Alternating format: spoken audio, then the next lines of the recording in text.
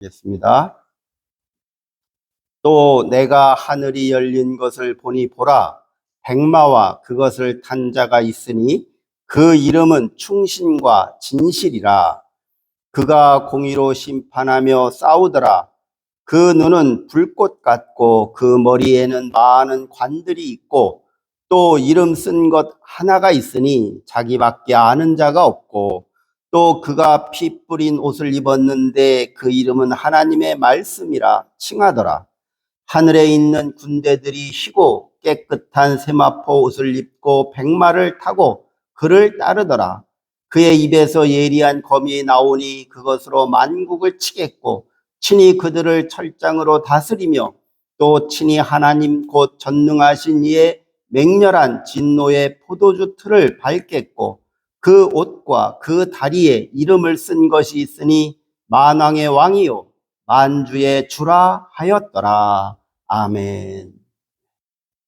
백마를 탄 구원자 메시아가 우리에게 오신다 하는 본문의 내용입니다. 제가 지난주 이야기했듯이 요한계시록 19장 10절에서 계시록의 그 요한의 환상의 이야기가 다 끝이 났는데 11절부터 22장까지는 후대에 추가된 것입니다. 그럼 왜 후대 교회는 이 뒤에 내용을 추가했을까? 이렇게 이제 19장에까지 보면 하나님의 심판이 다 끝나고 어린 양의 혼인잔치가 이루어지면서 하나님께 영광을 돌리고 우리 교회는, 우리 그리스도인들은 하나님께 예배하고 하나님께 찬송하고, 그래서 그 하나님의 나라가 도래했음을 찬양하면서 예배에 전심전력을 다해라, 이런 마지막 권면을 하는 것으로 끝이 납니다. 그래서 요한계시록은 하나님의 심판과 구원이 펼쳐지는데 결국 하나님이 승리하셔서 우리 교회는, 우리 그리스도인들은 하나님께 예배하는 것이 마지막 응답이다, 이렇게 권면을 합니다. 그래서 교회가 예배를 아주 강조하는 거죠. 초대교회가 이 예배야말로 하나님 나라의 백성들이 지켜야 할 그런 의무이고, 하나님께서 우리의 예배를 받으신다, 연락하시고 영광을 받으신다. 그러니까 우리는 이 세상이 어지럽고 환란이 심하지만 우리는 예배를 통해서 하나님께 감사하고 또 우리들의 신앙을 이 예배를 통해서 지켜야 된다 하는 것을 강조하는 것을 볼 수 있습니다. 그런데 이제 초대교회가 더 핍박을 받죠. 더 핍박을 받아서 교회가 와해되기 시작합니다. 초대교회가 너무 핍박을 받아서 이제는 지상의 교회가 사라질 정도로, 없어질 정도로 몰래 숨어서 예배 드려야 되는 그런 상황이 더 펼쳐지는 그런 현상이 벌어집니다. 여기에서 아마 제가 상상해 보면 초대교회에서는 이제 큰 문제가 생긴 것 같아요. 야, 우리가 이렇게 예배만 드리고 있으면 되냐? 우리가 어떻게 해야 되냐? 교회가 없어지고 있는데 어떻게 해야 될까? 로마 황제들은 더 핍박이 더 심해지고 또 주변 나라의 에서도 우리 예수 믿는 교회를 탐탁하게 여기지 않고 온 사방이 다 교회를 싫어하는데, 그럼 우리는 어떻게 해야 되지? 그럴 때 그 초대교회에서는 아마도 그런 것 같아요. 우리가 예수님이 재림을 우리가 기다렸는데 잘 안 되니까, 재림이 안 오니까, 안 되니까, 우리가 그냥 예배만 드릴 게 아니라, 예수님의 재림을 촉구하는, 그러한 노력을 우리가 해야겠다. 왜? 우리 힘으로는 도저히 이 핍박을 감당할 수 없으니까, 예수님이 재림해야만이 이 모든 환란을 이겨낼 수 있을 것 같다라고 믿은 것 같아요. 그래서 이 요한계시록을 추구하면서 예수님이 과연 재림을 할 때 어떤 모습으로 오실까? 뭐 그것을 교인들에게 좀 더 구체적으로 알려줘야겠다. 그냥 막연하게 예수님이 재림을 왜 안 하지? 이제 그런 상황인데 좀 더 구체적으로 알려줘야겠다 하는 지도자들이 그런 생각을 한 것 같아요. 그런데 이 요한계시록이 다 이렇게 상징적이고 은유적으로 쓰여졌듯이 이 추가된 부분도 상당히 상징적이고 은유적으로 쓰여져요. 왜냐하면 로마 통치자들이 이 글을 읽어서 이 하나님 나라를 대적하고 또 그리스도를 대적하는 그 세상의 적그리스도가 로마의 황제다라는 것이 드러나면 핍박이 더 심할 거 아니에요. 그러니까 여기에서 뭐 바벨론, 하나님이 바벨론을 심판하신다, 그런 심판의 이야기가 나오는데 로마하고 바벨론은 틀리잖아요. 그러니까 로마 황제나 로마 통치자들이 볼 때 얘네들은 왜 구약시대, 지네들이 믿는 구약시대의 이야기만 하지? 그러고 그냥 지나간 것 같아요. 근데 실제는 바벨론이 로마를 은유하는 거죠. 로마. 그러니까 교인들은 아는 거죠. 하나님이 저 로마 황제를 심판해서 저놈들을 다 이 로마의 모든 그 제국을 없애버리고 하나님의 나라, 하나님의 통치를 이루실 것이다 라는 믿음을 가지고 있기 때문에 그렇게 은유적으로 표현이 되는 것입니다. 저는 이 백마 타고 오는 그리스도의 재림의 모습을 왜 백마를 타고 올까? 또 천사들은 왜 검은 천사가 없고 왜 하얀 천사가일까? 그 아프리카의 그 이집트나 그 에디오피아, 특히 에디오피아의 기독교 복음이 초대교회 때 핍박을 당하니까 아프리카로 많이 갔거든요. 그래서 그 에디오피아의 기독교가 토착화가 많이 됐는데 거기서는 이제 예수가 흑인으로 등장하고 천사가 검은 천사가 등장하고 그러기도 해요.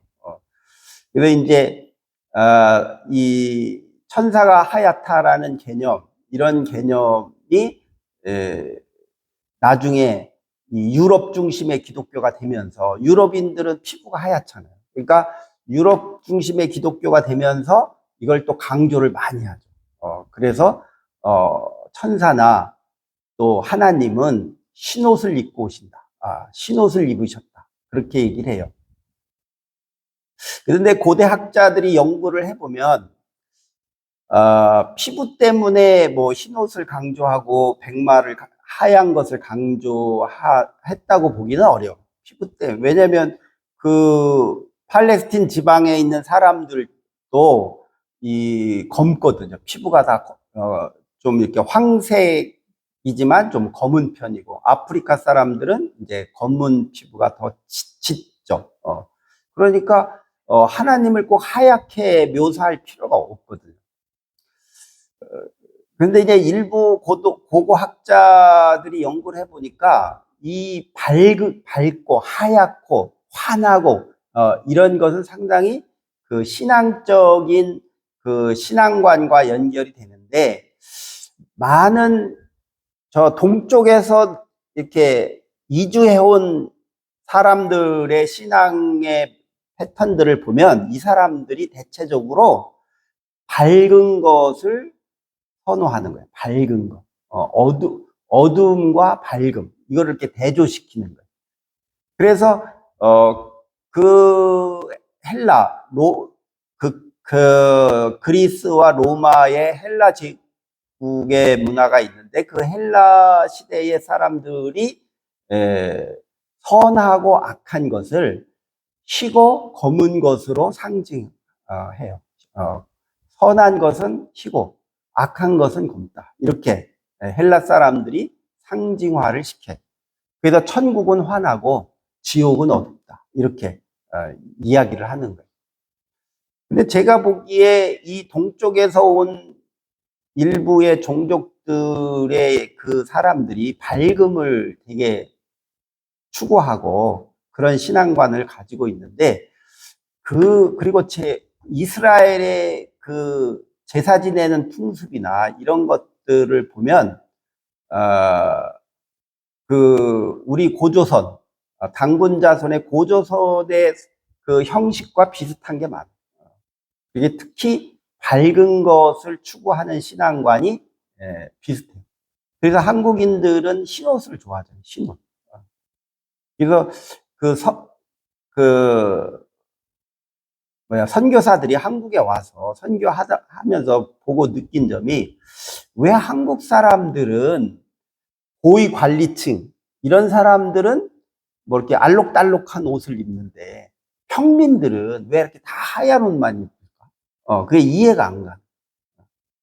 그래서 그냥 평민들은 다 흰옷을 입고 사는 거예요. 그런데 그들의 신앙을 가만히 보면, 한국인들은 밝은 것을 좋아하는구나 하는 걸 알죠. 밝은 것. 그래서 신라를 창시한 박혁거세, 뭐 아래서 태어났다, 뭐 이런 그 이야기들도 다 그 밝다라는 말에서 다 그 신화가 만들어져요. 밝다.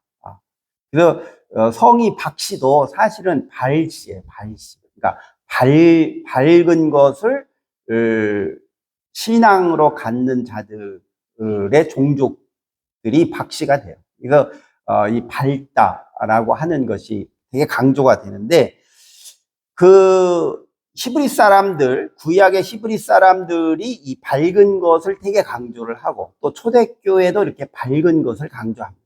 그리고 이 밝은 것을 회방하고 없애려고 하는 사탄, 그 사탄은 검다. 그렇게 상징적으로 인식을 합니다. 되게 우리 이제 서양 사람들이 그래서 속담도 만들어지죠. 백마 타고 온 왕자. 저는 이 백마를 또 하나 생각해 보면, 주로 말은 전쟁에 쓰는 게 말입니다. 전쟁. 근데 전쟁에서 쓰는 대부분의 말들은 갈색이지 흰색은 별로 없어요. 그러니까 흰색은 돌연변이죠. 그러니까 흰색은 아주 드물고 대부분 말은 다 갈색이죠. 그래서 말은 전쟁을 상징해요. 그래서 만약에 예수님이 구원자로, 메시아로 이 땅에 오실 때 말 타고 오신다, 그렇게 표현을 하면, 이거는 전쟁을 의미하는구나, 그렇게 이해할 수 있어요. 그런데 백마를 타고 온다? 그러면 이거는 전쟁을 의미하는 것이 아니라 그리스도의 평화와 하나님의 정의를 상징합니다. 그리스도의 평화와 하나님의 정의, 밝은 거니까 정의를 상징해서 하나님의 나라가 이루어지는 모습을 이 백마를 타고 오는 것으로 상징시키는 거예요. 그래서 그리스도의 재림은, 그리스도가 우리에게 오심은 늘 평화의 왕으로 오시지 전쟁의 왕으로 오는 게 아닌 거예요.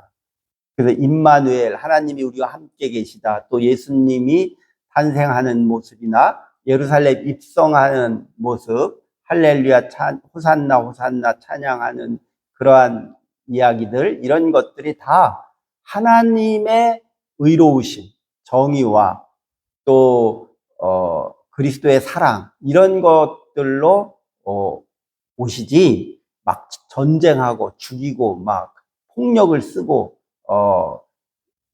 다른 제국을 퇴치시키고 막 퇴출시키고 이런 모습으로 오는 메시아가 아닌 거예요. 그런데 사람들은 역사를 보면 항상 구원자들은 항상 권력이 있고 힘이 있고 전쟁을 일으키는 자들이 구원자이라고 착각하는 거예요. 구원자라, 세상에. 그래서 이탈리아의 그 무솔리니나 독일의 히틀러들이, 그 나라 사람들이 우리 독일의 구원자다, 히틀러야말로 우리의 구원자라고 믿었잖아요, 교회가. 지금도 유럽에는 그 히틀러를 추앙하는 사람들이 많죠. 그러니까 그런 사람들은 다 구원자들은 이렇게 힘있고 권력있고 폭력을 쓰고 전쟁하고 그리고 우리를 대적하는 자들을 단칼에 다 없애버릴 수 있는 그런 자들이야말로 구원자다. 이렇게 인식하는 사람들이 있는 거예요. 또 역사적으로 보면 그런 사람들이 영웅이 되는 거예요. 영웅. 그래서 항상 영웅은 전쟁에서 이긴 자예요. 전쟁에서 이긴. 그러니까 로마에나 프랑스 이런 데 개선문들이 있잖아요. 개선문. 다 그 개선문들이 장수들이 가서 포로들을 많이 잡아오고 가서 전쟁에 이겨서 승리해서 그 나라와 그 종족들의 약탈물을 금은보화를 많이 가지고 오면 영웅이 되는 거죠. 그래서 이제 개선문을 만들어주고 칭송하고 찬양을 하죠. 이러한 그 모습이 현대인들에게도 그대로 있다. 현대인들에게도 추구하는 그것이 내 욕망을 이루려면 내가 세속적으로 강해야 되고 권력이 있어야 되고 폭력을 써서라도 뭔가 성취해야 된다 하는 그런 신념을 가지고 있다는 거죠. 현대인들이. 그래서 현대인들이 또 지도자를 찾고 선호할 때도 그렇게 강한 지도자를 또 선호하는 거예요. 강한 지도자. 참 요즘 이렇게 뉴스를 보면 전쟁하는 나라들의 지도자들을 보면 공통점이 있어요. 그들은 권력을 잃으면 다 감옥 갈 사람. 감옥 가고 사형당할 사람. 이스라엘의 네타냐후나 뭐 이란의 지도자들도 또 역시 마찬가지고 러시아의 푸틴, 젤린스키, 우크라이나의 젤린스키 이런 사람들도 다 권력을 잃으면 죽거나 감옥 가야 돼. 그래서 우리 한국에도 지금 윤석열 정부도 보면 그 계엄령을 내리는 것도 권력을 더 유지하려고, 독재하려고 전쟁을 유발하려고 했는데 다행히도 정말 하나님이 보호하사 북한의 김정은이가 전쟁을 안 한 거예요. 대포를 안 쏜 거예요. 만약에 대포를 쐈다.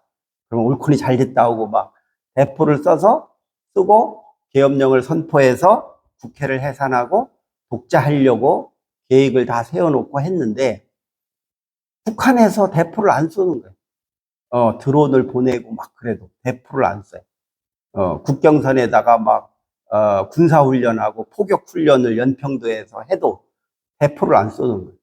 그러니까 할 수 없이 안 되겠다. 그냥 계엄령 선포하고 국회 해산하고 독재를 해야겠다 하고 계엄령을 선포했는데 이게 군인들이 좀 소극적으로 나오고 국회가 막 불락해 모여서 국회가 계엄령을 해지시켜버리고 그러니까 민주적 절차에 의해서 다시 민주주의가 회복이 된 거예요. 나라가. 그러니까 전 세계가 볼 때 아니 저렇게 선진국 대열에 들어선 저 코리아가 아니 저런 나라가 어떻게 쿠데타가 일어나냐. 그리고 깜짝 놀란 거. 아니 저 나라 이상하다. 근데 또 민주적 절차에 의해서 다시 투표를 해서 대통령을 새로 뽑고 다 민주주의가 다시 회복이 되는 걸 보고는 이야 참 희한한 나라다. 정말 놀라울 만한 나라다. 그래서 지금도 우리 현대인들은 아직도 지도자들을 이렇게 폭력과 권력, 전쟁을 일으키는 자들을 영웅으로 추구하는 그런 경향이 지금도. 오늘 아침 뉴스를 보니까 저 트럼프 미국이 이란의 핵시설 3곳을 다시 공격을 했는데 성공했다 그러는데 미국이 이런 전쟁에 개입을 하면 전 세계가 불행해집니다. 전 세계가 다 불행해. 그거는 자기들의 권력을 유지하려고 그렇게 전쟁을 하는 거죠. 이러한 자들은 백마를 탄 자가 아니라 이들은 다 갈색말을 탄 자들. 근데 예수 그리스도는 갈색말을 타고 오는 자가 아니라 흰말을, 백마를 타고 오는 자다라고 상징적으로 초대교회에 이야기하는 거예요. 그러면 누구와 대비가 돼요? 로마 황제와 대비가 되는 거예요. 로마 황제는 전쟁을 하는 자들이지만 예수 그리스도는 전쟁을 하는 자가 아니라 하나님의 의를 이 땅에 이루고 공의로 하면서 싸우더라. 그렇게 나오죠. 1절에 보면. 그래서 그 백마를 탄 자의 이름은 충신과 진실이다. 그렇게 나오죠. 여기서 신실하고, 여기에 충신이라는 말은 신실하다는 말이에요. 믿을 수 있는 사람이다. 그러니까 말과 행동이 일치하는 정말 믿을 수 있는 사람. 그러니까 거짓말하지 않는 것. 그러나 이 세상의 권력을 가지고 정치를 하는 자들은 상당히 거짓말을 하고 이중적이죠. 상당히 이중적. 그러나 예수 그리스도는 말과 행실이 일치하는 신실하고, 그리고 그는 참을 이야기하는 진실하신 분이시다. 그래서 그는 공의로, 하나님의 의로 이 세상을 심판하며 싸운다. 2절에 보면 그 눈은 불꽃 같고 그 머리에는 많은 관들이 있고 또 이름 쓴 것이 하나가 있는데 그 이름을 본인밖에는 모른다. 다른 사람은 그 이름을 모른다. 이 상징적인 거를 우리가 이해를 해보면 그 눈은 불꽃 같다. 그러면 불꽃은 조로아스터교는 불을 숭상해요. 불을. 지금도 인도 쪽에 보면 조로아스터교를 믿는 부족들이 있는데 그들은 지금도 24시간 불을 켜놔요. 24시간 불을 켜놓는데 이들도 그 밝음을 추앙하는 종교를 갖는 거예요. 밝은 것. 그래서 항상 밝아야 된다. 그래서 이 불꽃 같다는 말은 이 세상을 꿰뚫어 보는 거죠. 환히 들여다보는, 환히. 어두우면 못 보잖아요. 근데 불이 막 확 꽃처럼 펴 있으면 다 드러나는 거죠. 그래서 예수님이 오셔서 예수님이 보시면 모든 게 다 드러나. 진리가. 거짓이 다 들통이 난다. 그러니까 우리 예수 믿는 사람도 우리들의 신앙 훈련을 하면 세상을 보는 눈이 밝아져야 되고 세상의 그런 어두움 또 왜곡되고 잘못되고 가짜뉴스 이런 게 판을 치는데 그런 거를 다 볼 줄 알아야 된다 이 말이에요. 예수 믿는 사람이. 근데 불행하게도 오늘날 우리 한국 교회만 봐도 불행하게도 한국교회 교인들이 다 엉터리 가짜 뉴스를 진짜인 줄 알고 그렇게 세뇌당하고 있죠. 권력자들이나 언론이나 지도자, 자본가들 이런 사람들은 자기들의 권력과 자본을 유지를 계속 해야 되니까 사람들이 진실을 알면 안 됩니다. 진실을 알면. 그러니까 언론들이 다 그렇게 포장하고 아주 교묘하게 왜곡되게 뉴스를 전하는. 그러면 교인들은 또 교회 지도자들은 세상을 밝게 봐야 돼요.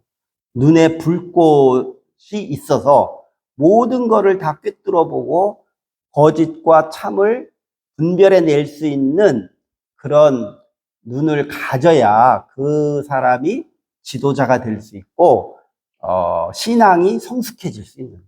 신앙이 성숙해질. 근데 불행하게도 우리 현실은 그렇지가 않아요.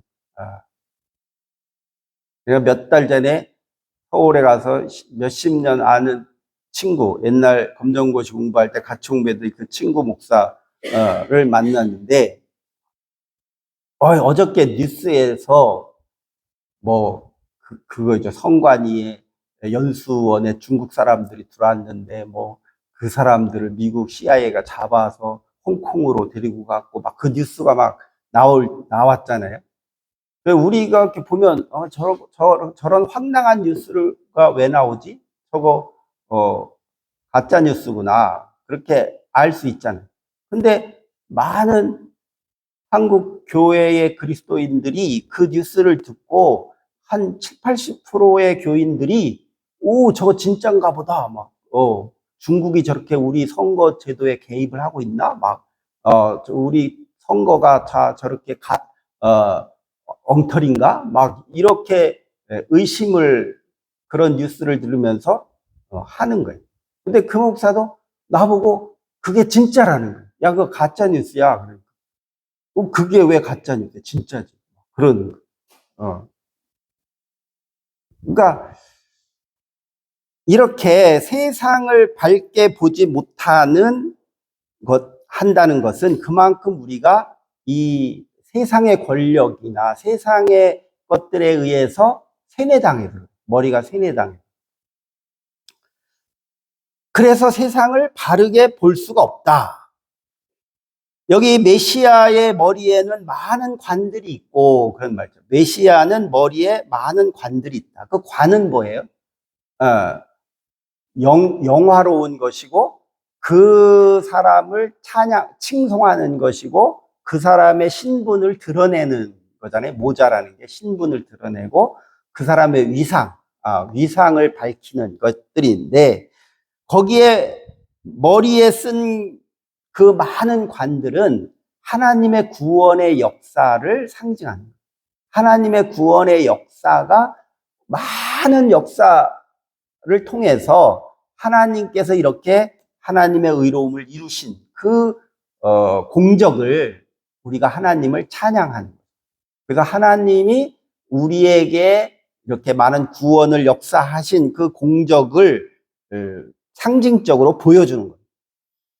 거기 2절에 보면 또 이름 쓴 것이 하나가 있는데 그 이름은 본인만 안다. 왜 그럴까? 그게 히브리 사람들의 신앙관이에요. 히브리 사람들은 하나님의 이름을 부르면 안 됐어요. 왜? 이름을 부른다는 것은 그 사람을 대상화시키는 거예요. 나와 너로 이렇게 대치시키는 거예요. 대상화시킨다는 뜻은 그 대상과 내가 맞서고 내가 그 대상을 이용한다는 의미가 있습니다. 대상화시킨다. 그래서 우리가 서로 인사할 때, 나는 누굽니다. 당신은 누굽니까? 이름을 서로 이야기하잖아요. 그거는 서로 관계가 대등하다는 뜻이에요. 그러니까 나와 너가 이제 대등한 관계로 서로 이야기하고 소통하고 그러자. 근데 히브리 사람들이 볼 때 하나님은 이름을 같이 공유할 대상이 아닌 거예요. 하나님. 하나님은 우리와 대상이 같은 게 아니에요. 하나님은 절대적이고 하나님은 영광을 돌려야 할 대상이지 우리와 이렇게 그냥 서로 이름 주고받는 명함 주고받는 관계가 아닌 거예요. 히브리 사람들은 그런 신앙관이 있어요. 그래서 하나님의 이름을 부르지 않았어요. 그래서 왜 구약에 보면 그게 나오잖아요. 모세가 가시떨기 나무에서 그 신비한 체험을 하고 그럴 때 당신이 누굽니까? 하고 묻잖아요. 당신이 누굽니까? 그 출애굽기에 보면 그렇게 나오죠. 나는 스스로 있는 자다. 그렇게 나오잖아요. 그냥 번역을 그렇게 한 거예요. 나는 스스로 있는 자다. 그러니까 영어 성경에 그렇게 번역이 되어 있어서 그러니까 일부 영어 성경에 이렇게 번역되어 있는 거를 참고해서 나는 스스로 있는 자다. 그러니까 피조물이 아니라는 뜻이에요. 그 말이. 하나님이 모든 걸 창조했는데 나는 창조자지 스스로 있는 창조자지 내가 피조물이 아니다. 그런 뜻이에요. 당신 누굽니까? 나는 창조자야. 그런 뜻이에요. 근데 그 히브리어 본문을 제대로 번역하면 그런 뜻이 아니라 나는 나다 그런 뜻이에요. I am that I am. 나는 나다. 당신 누구예요? 당신 누구예요? 나는 나야. 그 얘기는 뭐냐면 모세, 너가 경험하고 체험하고 너가 인식하고 생각하고 있는 그런 어떤 너의 주관적으로 이해할 수 있는 그런 존재가 아니라 나만이 나를 드러낼 수 있는, 그러니까 너가 생각하는 그런 신이 아니야, 나는. 오로지 나는 나만이 드러낼 수 있는 나지, 이렇게 대상화시킬 수 있는 너와 나의 관계에 일어나는 그런 존재가 아니야. 그런 의미예요. 나는 오직 나만 드러낼 수 있는 거예요. 그래서 인간이 신을 이해할 수 없는, 인간이 신을 규정할 수 없는, 야, 신은 이렇다 저렇다 막 규정을 하는데 그것은 다 인간의 관점으로 규정하는 거죠. 인간의 관점. 신은 그렇게 이해할 수밖에 없어요. 그냥 인간이, 신은 전지전능하시고 창조주시고 뭐 구원자시고 신은 뭐 막 그렇게 인간의 입장에서 인간의 이해관계 틀에서 인간의 욕망에 의해서 신을 그렇게 규정할 수밖에 없어요. 그렇다고 그 신이 다 그런 신이냐 하면 그런 건 아닌 거예요. 그래서 인간이 규정할 수 없는 거예요. 신은. 그래서 나는 나야. 그래서 여기도 그 사상을, 그 전통을 이어받은 거예요. 그래서 그 메시아의 이름은 아무도 모른다. 그 이름, 그 정체성을. 그 이름이라는 건 그 존재의 정체성을 상징하잖아요. 그러니까 아무도 모른다는 거예요. 그래서 히브리 사람들은 하나님을 뭐라고 불렀어요? 주라고 불렀어요. 주님, 아도나이. 그러니까 히브리어로 쓰긴 써요, 이름을. 그걸 발음을 뭐라고 그랬지? 그래서 이렇게 하니까 여호와라고 이제 중국어 성경을 통해서 번역을 하고 또 영국 사람들이 또 영어로 번역을 한 것 중에 그거를 이제 그 제수아, 여호수아, 원래 여호수아라는 뜻인데 그 여호와라고 번역을 일부 했어요. 영어권에서, 영국에서. 근데 번역을 잘못했는데, 그래서 이제 그 발음이, 히브리 발음이 여호와가 아니에요. 야훼, 야훼, 야후, 뭐 이렇게 발음할 수 있어요. 히브리 말은 모음이 없어요. 그러니까 자음만 있어가지고, 이게 도대체, 이게 야짠지, 여짠지, 요짠지, 어짠지 몰라요. 그냥, 자음만 있어요. 원래 히브리 말은. 나중에 하도 답답하니까 히브리 사람들이 모음점을 이렇게 막 찍었어요. 이건 읽기가 너무 힘드니까 이렇게 모음을 표시를 해서 다른 사람들이 좀 발음을 제대로 하게 하려면 모음이 필요하니까 점을 찍어서 모음을 표시를 했어요. 그래서 지금은 히브리 말에 모음이 있지만 원래 히브리 말에는 모음이 없어요. 자음만 있죠. 그런데 발음은 모음을 섞어서 해요. 그래서 이 글자의 발음을 어떻게 했는지 아는 것도 있고 모르는 것도 있어요. 전승이 안 되면. 근데 그 하나님의 이름을 분명히 히브리어로 쓰긴 썼어요. 근데 읽을 때는 아도나이라고 읽어요. 그 글자를 아도나이.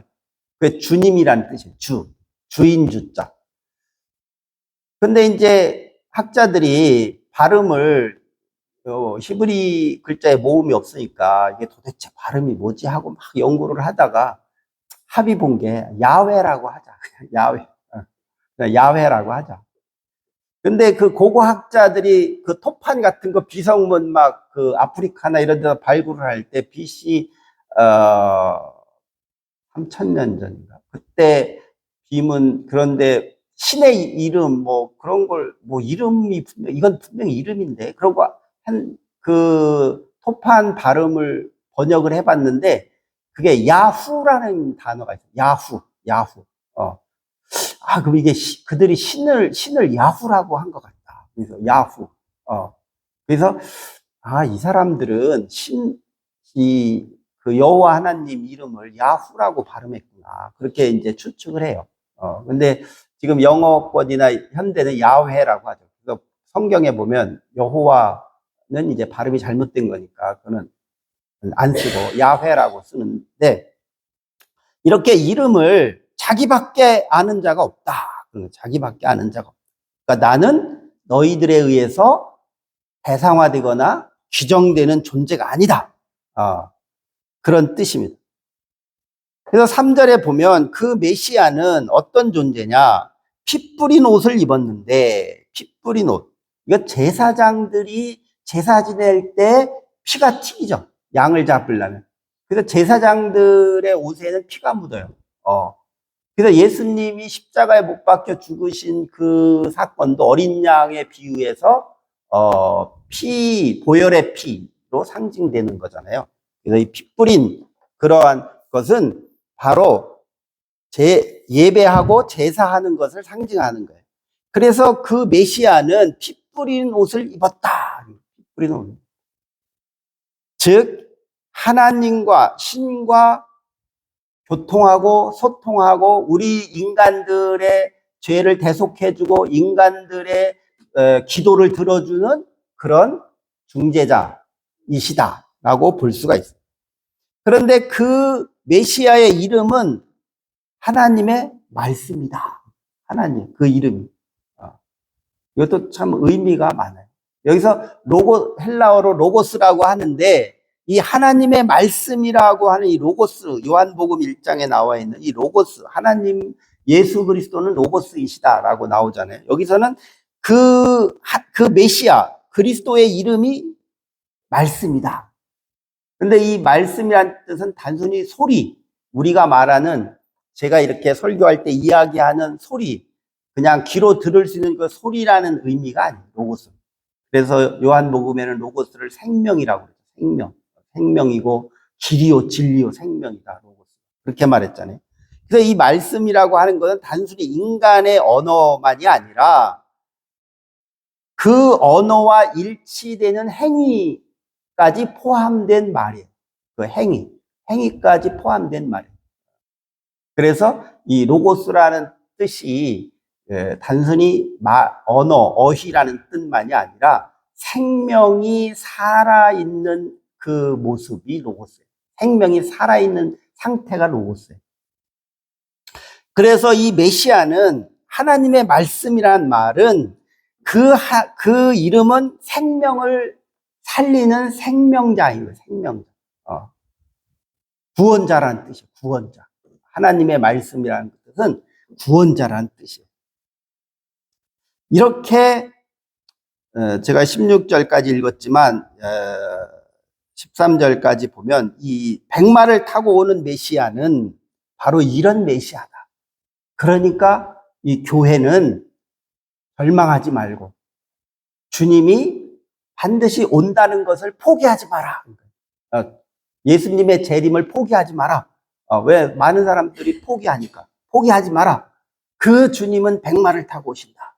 그 주님은 진실하시고 신실하시고 공의로 심판하시고 그리고 불꽃 같아 눈을 가지셔서 모든 세상을 꿰뚫어 보셔서 옳고 그름을 판단하시고 우리의 구원을 이루시는 피 뿌린 옷을 입은 하나님의 말씀의 메시아니까 이 메시아를 너희들은 포기하지 마라 하고 권면하는 거예요. 오늘 우리 현대인들에게도 이 예수 그리스도를 우리가 포기하거나 상실하거나 나의 삶 속에서 잊어버리거나 그러지 아니하고 내 생활 속에 내 삶 속에 늘 예수 그리스도가 함께하는 그런 신앙의 삶을 사시기를 주의 이름으로 축원합니다. 기도하겠습니다. 사랑과 은혜가 충만하신 하나님 감사합니다. 우리 주님은 부활하셔서 늘 우리와 함께 계시고 우리 삶 속에 개입하시면서 우리를 인도하여 주시는 줄 압니다.